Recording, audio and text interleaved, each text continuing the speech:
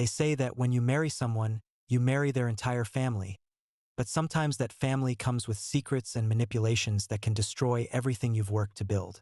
My name is Benjamin, and this is the story of how my mother-in-law's attempt to control our family inheritance revealed her true nature and led me to orchestrate a revenge so complete that it changed our family dynamics forever. My wife Claire and I had been married for 6 years when her father passed away, leaving behind a substantial estate that included the family home, several rental properties, and a significant amount of savings and investments. Claire was an only child, which meant that she was the sole heir to her father's estate, but her mother Helen had been named as the executor of the will. Helen had always been a controlling woman, but after her husband's death, her need to control every aspect of our lives became overwhelming. She used her position as executor to insert herself into every decision we made about our future, claiming that she was only looking out for Claire's best interests and honoring her late husband's wishes. The family home was a beautiful Victorian house that had been in Claire's family for 3 generations. Claire had grown up in that house and had always assumed that she would inherit it and eventually raise her own children there. The house held tremendous sentimental value for Claire, and she had often talked about the memories she wanted to create there with our future family. Helen, however, had different plans for the house and the rest of the estate. She claimed that her husband had expressed concerns about Claire's ability to manage such a large inheritance responsibly, and that he had wanted Helen to maintain control over the estate until Claire proved that she was mature enough to handle the responsibility. This was completely contrary to everything Claire's father had ever said to us directly. He had always been proud of Claire's intelligence and responsibility, and he had often talked about how excited he was for us to take over the family home and continue the family legacy. But Helen claimed that these conversations had happened privately between her and her husband, and that we had no way of knowing his true feelings about the inheritance. Helen's manipulation began subtly. She would make comments about how expensive it was to maintain the family home, and how she wasn't sure that Claire understood the financial burden that came with owning multiple properties. She would suggest that perhaps it would be better to sell some of the assets and simplify the estate before transferring ownership to Claire. When Claire expressed her desire to move into the family home, Helen would find reasons why that wasn't practical. She claimed that the house needed extensive repairs that would be too expensive for us to afford, or that the neighborhood was changing in ways that made it unsuitable for a young family. She always had a reason why we should wait before making any major decisions about the inheritance. Helen also began inserting herself into our personal financial decisions. She would ask detailed questions about our income, our savings, and our spending habits, claiming that she needed this information to properly manage the estate. She would make suggestions about how we should budget our money and what purchases we should avoid, always framing her advice as concern for our financial well-being.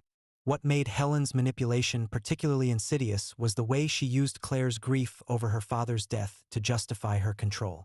Whenever Claire questioned Helen's decisions or expressed frustration with the delays in settling the estate, Helen would become emotional and claim that she was only trying to honor her late husband's wishes and protect the family legacy.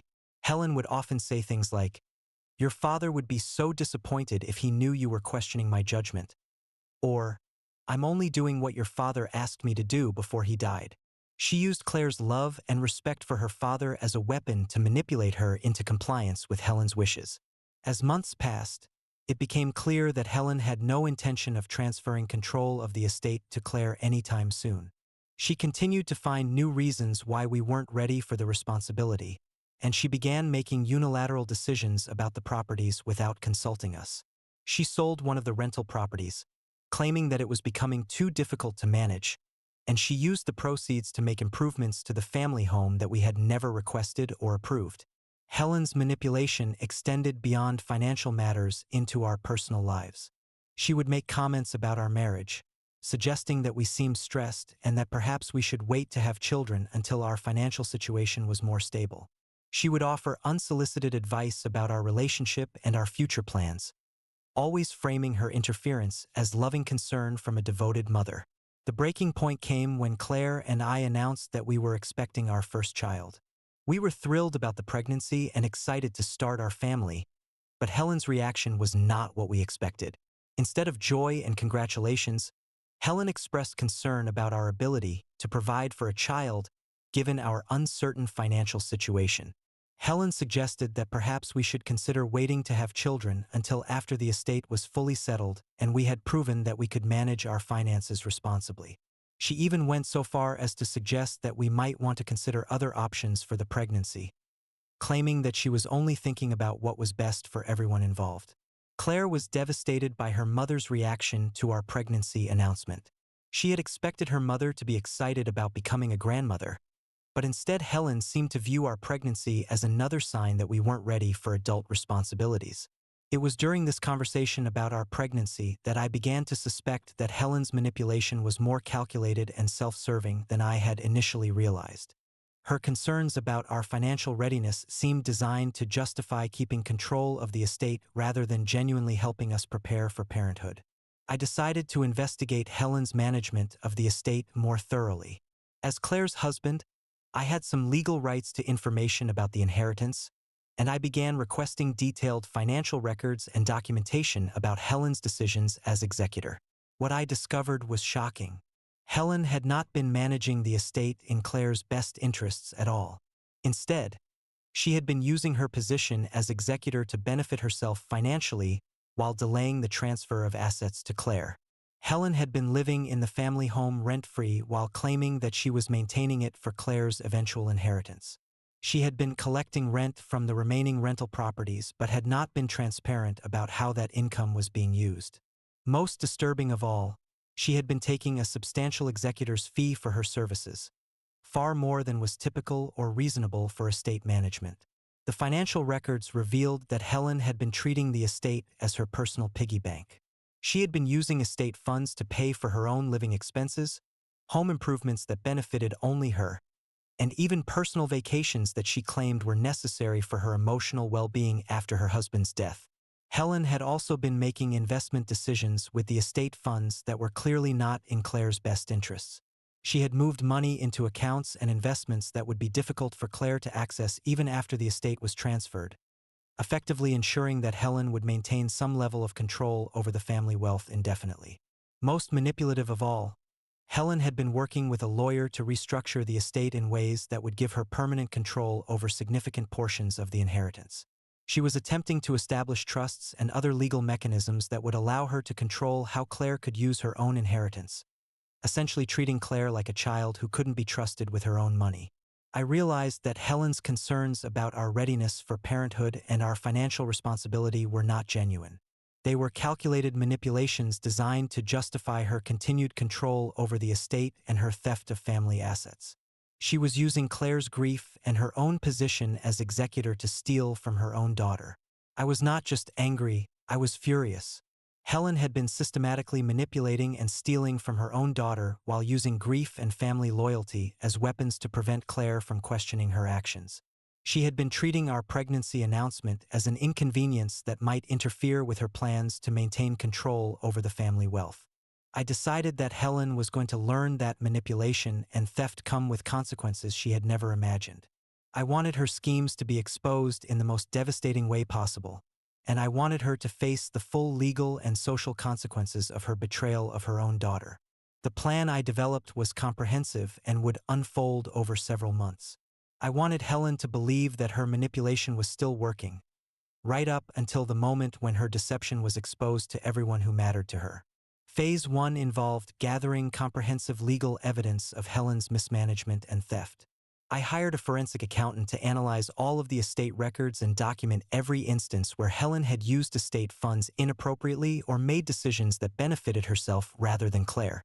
The forensic accountant's findings were extensive and damning. Helen had stolen tens of thousands of dollars from the estate through excessive fees, personal expenses, and questionable investment decisions. She had also been lying to Claire about the true value of the estate, claiming that various expenses and market changes had reduced the inheritance when in fact Helen's own mismanagement and theft were responsible for the losses. Phase 2 involved Helen's social circle and extended family.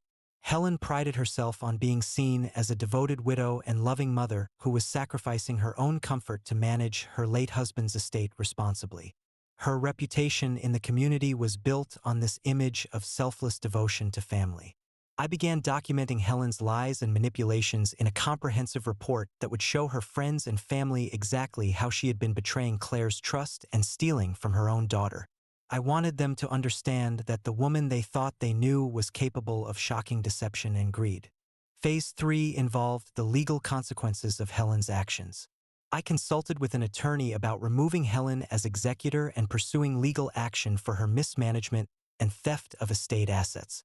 I wanted Helen to face both civil and potentially criminal consequences for her betrayal of her fiduciary duties. Phase 4 was more personal and involved Helen's relationship with our unborn child.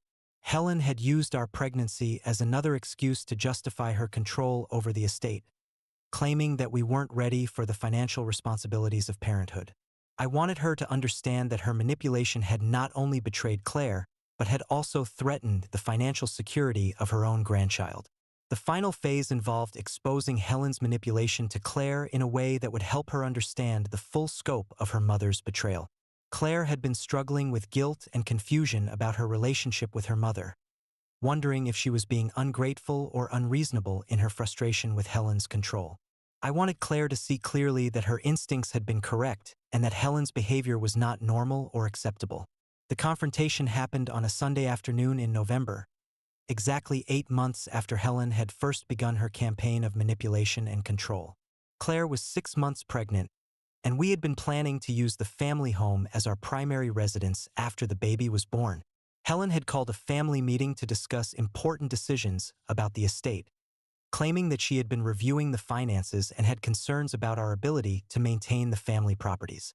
She had prepared a presentation about why she thought it would be better to sell the family home and invest the proceeds in a trust that she would continue to manage.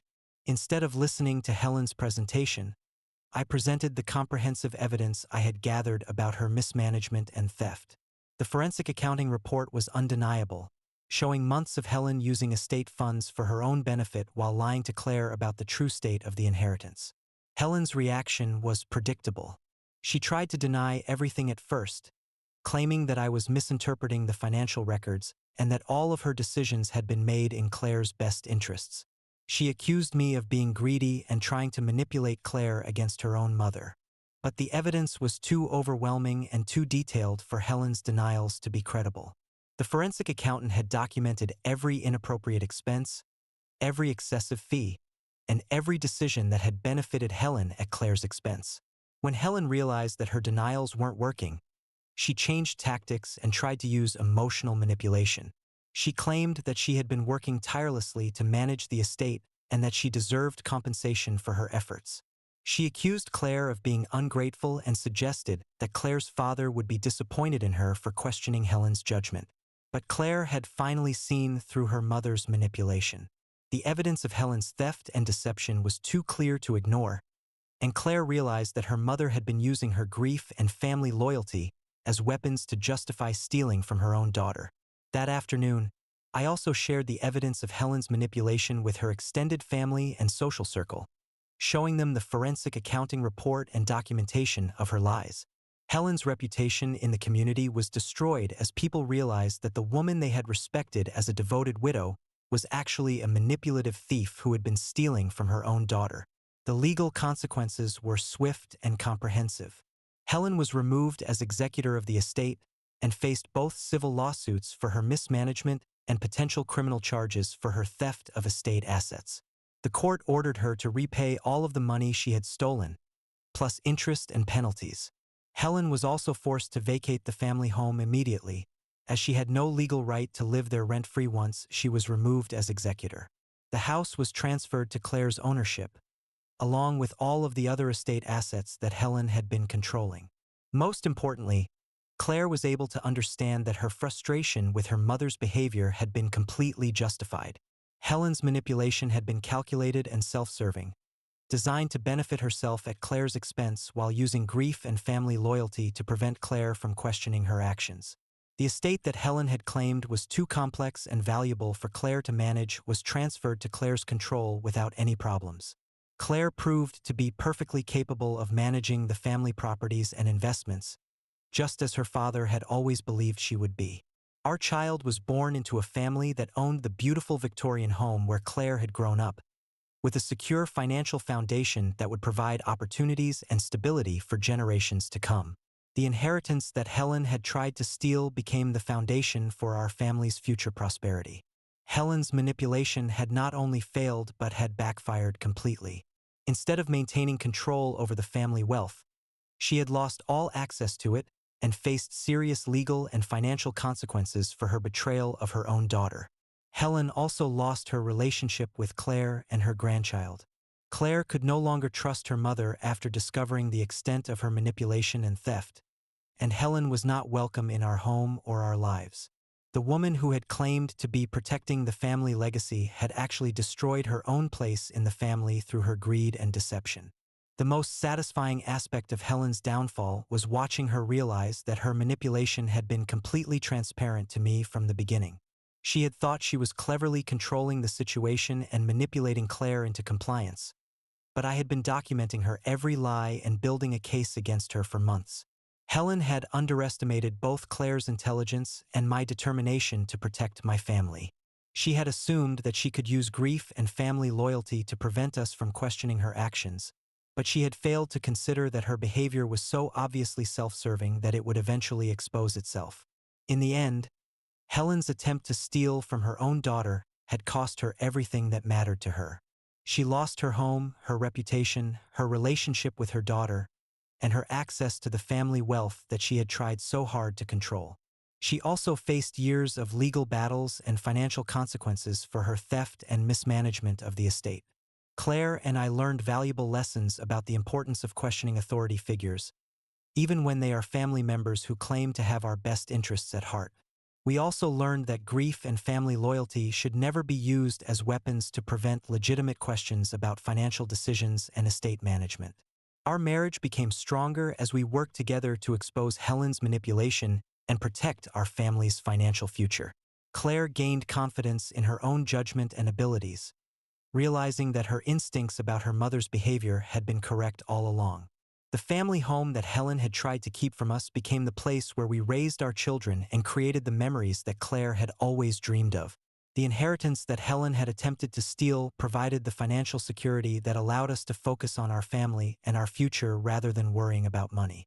Helen's story became a cautionary tale in our community about the dangers of giving too much power to family members without proper oversight and accountability.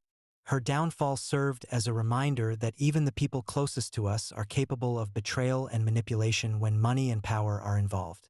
Looking back, I realized that Helen's manipulation was doomed to fail from the beginning because it was based on lies and self-interest rather than genuine concern for Claire's well-being. The truth has a way of revealing itself, especially when someone is determined to uncover it and protect the people they love. Helen had thought she could use her position as executor and her role as Claire's mother to steal from her own daughter without consequences. She had underestimated the power of forensic accounting, legal oversight, and a son-in-law who was willing to fight for his family's rights. The revenge I orchestrated against Helen was not just about exposing her theft and manipulation. It was about ensuring that she faced the full consequences of her betrayal and that she could never again use her position as a family member to harm the people she was supposed to protect and support. Helen learned that manipulation and theft come with a price that extends far beyond financial consequences. She lost her family, her reputation, and her place in the community that had once respected her. She discovered that the trust and love of family members, once broken through betrayal, cannot be easily repaired or replaced. The most important outcome of this entire experience was that Claire was able to reclaim her inheritance and her autonomy. She no longer had to live under her mother's control or question her own judgment about financial decisions. She was free to make her own choices about the family legacy and to create the future that she and her father had always envisioned. Our children grew up knowing the story of how their grandmother had tried to steal their inheritance and how their parents had fought to protect their family's legacy.